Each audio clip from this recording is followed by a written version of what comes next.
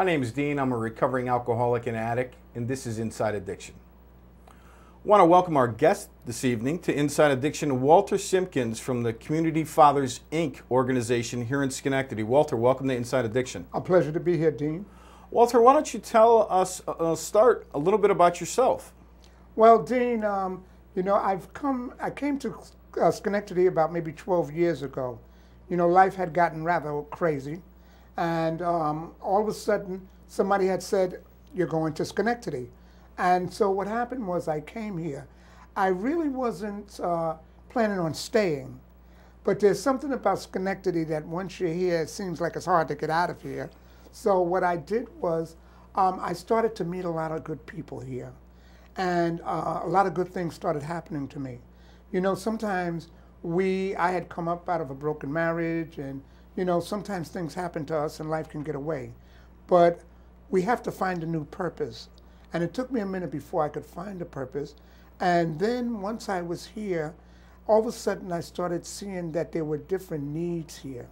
And so I started to become involved in the community. And so that's what started me off in the ability to want to stay and to want to contribute something to the community. You know, many times we do things with our lives that damage community. So it's time to, you know, like maybe help give back and build the community. Sure. So what are some of the needs that you saw within the Schenectady area, in particular amongst the men of Schenectady? Well, I think one of the main problems was the poverty, okay, the lack of employment, the lack of having a direction on where they were going, a way to understand who they were and why they could really make a contribution to themselves and to their families and to their life.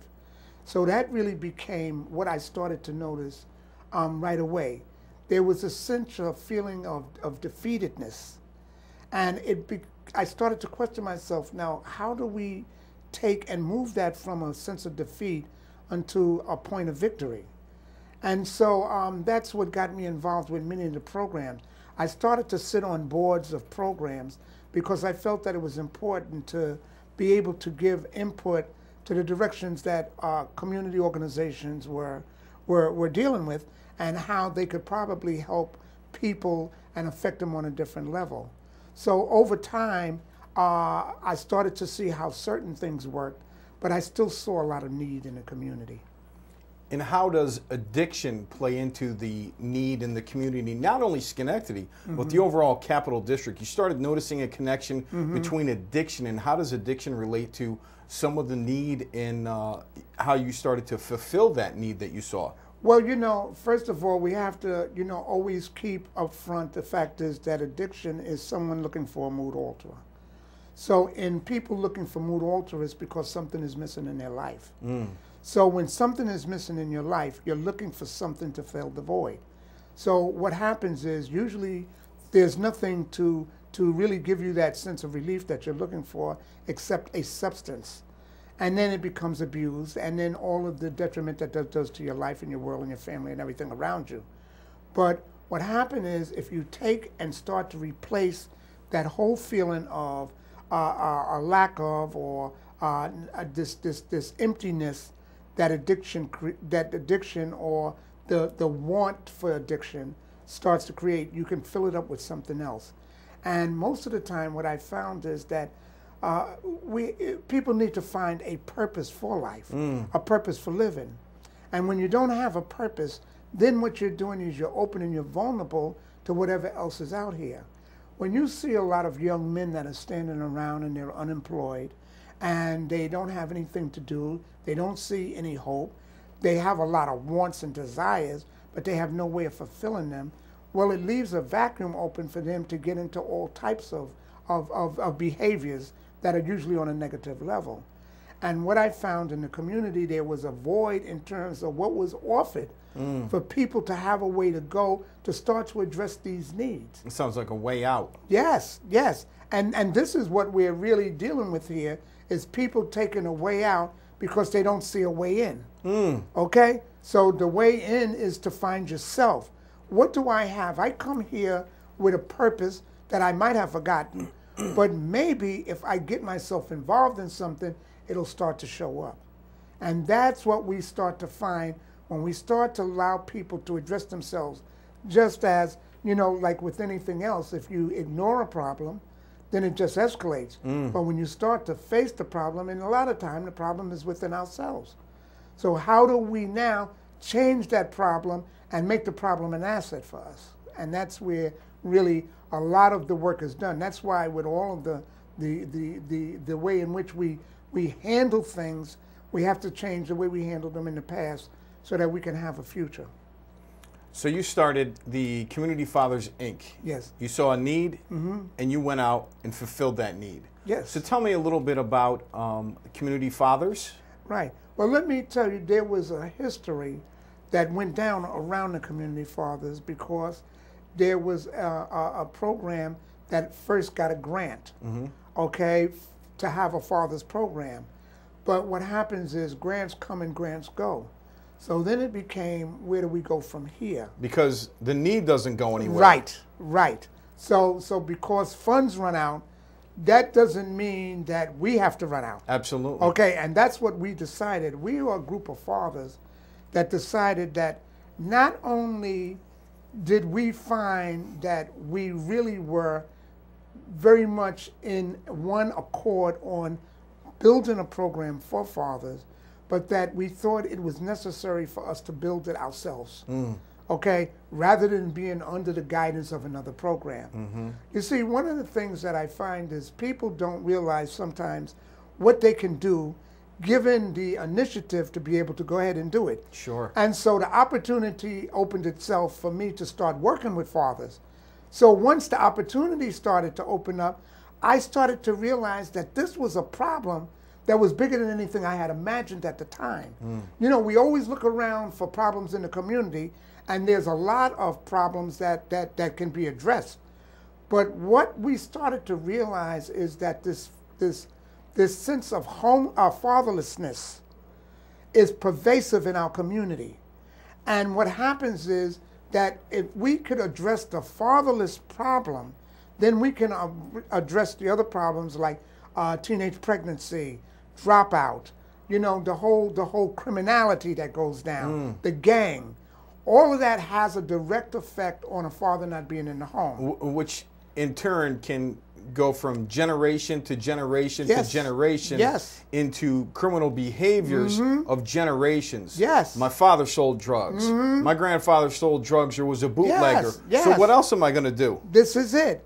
And also, too, when you're dealing with the psychosis of poverty, okay? My family's always been poor. I've been poor. My father's been poor. My grandmother, all of us are poor. I want to make some money. Yeah. So where do I go to make the money? So how many avenues are open and available? So therefore, when you have poverty, you're going to have crime. Okay, so that's number one. So therefore, if they don't have the ability to get a good and decent paying job, then what else is there? And especially when you have people at a certain younger age that are influenced by, because there's no father in the home, other young men. So therefore, it's the uninformed, I'm going to find a father figure. Right. Right. And so the misinformed informing the misinformed. So now what you do is you get this cycle. And so the cycle becomes that where do you go? And most of the time, then we start to wind up in this hamster wheel of the criminal justice system. So therefore, that becomes the home away from home. And it becomes a place where you're there so often until you're not in your regular home as much as you are in your jail home. And so that's where your friends are, that's where everything is. And then it becomes a psychosis of it's okay. And that's what we have to change. You understand? And the only ones that can begin to change that is by having fathers around that can start to talk to the children about the way to go. Let me just say something about what I find is very disturbing. We have a tendency to deal with our youth from a point of what not to do. Okay? Don't do this. Don't do this. Don't do that. Okay? All of that's always there. You know? And I'm going to tell you what I did with my life so you don't make the same mistake. And that's all well and good. But at the same time, what we have to begin to tell our youth is what to do. Okay? There are pathways to success that we have to begin to teach. Instead of saying you can't do this, empower people and say you can do this. Right. Try this. Right. And offering them opportunities to be able to see something different. How can you dream of something bigger when everything you've seen has been very small? So what you have to do is you have to be able to put someone in a position where they're able to see something from a larger level. You know, it's about, you know, a gentleman one time told me, he said, Walter, overstand, don't understand. I don't think there's a word in the dictionary, overstand, but it gives you the idea, the way you have to look at your life in the world. You have to overstand, you have to see it from a bigger picture. Sure. But when you just understand it, you're just there with it and you just see what the problem is. But you can't see that there's a way out.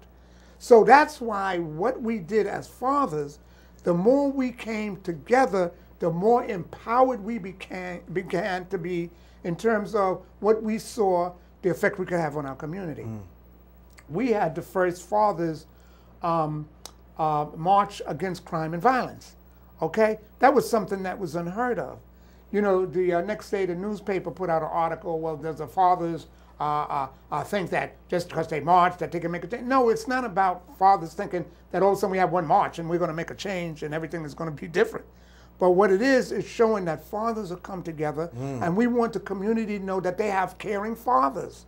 Because the way sometimes it's depicted, it's like there's absolutely no fathers.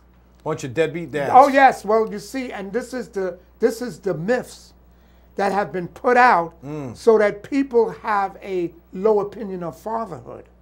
And so what we're doing as community fathers, what we're doing is we're trying to change that paradigm. We're trying to shift the thoughts that people have about what a father is.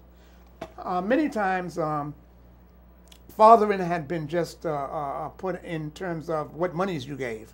Okay. Pay my child support. Oh yes, and so therefore, you know, and everybody was talking about this deadbeat dad and all that, but sometimes it had nothing to do with the monies. It has to do about being an active participant in your child's life. Being present. Yes. So what happened is, as we started to have this support group, and we began to talk about the different situations, because one of the things we realized by coming together is that we could begin to affect change in our situations by working together. See, when two of us come together and we start to think, we put our heads together, we're coming up with some ideas that's better than what I might be sitting by myself trying to figure out. Because sometimes you may say something to me that all of a sudden I hadn't looked at it that way. And then I can see another avenue. So as we came together and started to see the effect that it was having on us, and especially what effect it was having on our relationships with our own children, then everything started to change. So it stopped being just somewhere where we went to come and just do some talking. Now we started to see that our talking was affecting some change, because now we were putting things into place. Sounds like quite a support system. Yes, it is. And you see, what happens is that people more and more are starting to find out that on many levels that's what they need, which is a support system. Okay, because, you know, well, I'll speak for myself. I grew up in a world of individualism. You make it on your own and you just have to get out there and just do it by yourself. Well, what we're realizing is that we may work out much better if we work together. Okay? And this is what the whole Community Fathers is about. It's about us working together to build a community. In fact, one of the things that we say, building communities one father at a time. Okay? And what we're doing is we are now changing how people see fathers by the way we are doing our program. When we first began, we found the court system very father unfriendly. But because we go and support each other in going to court and in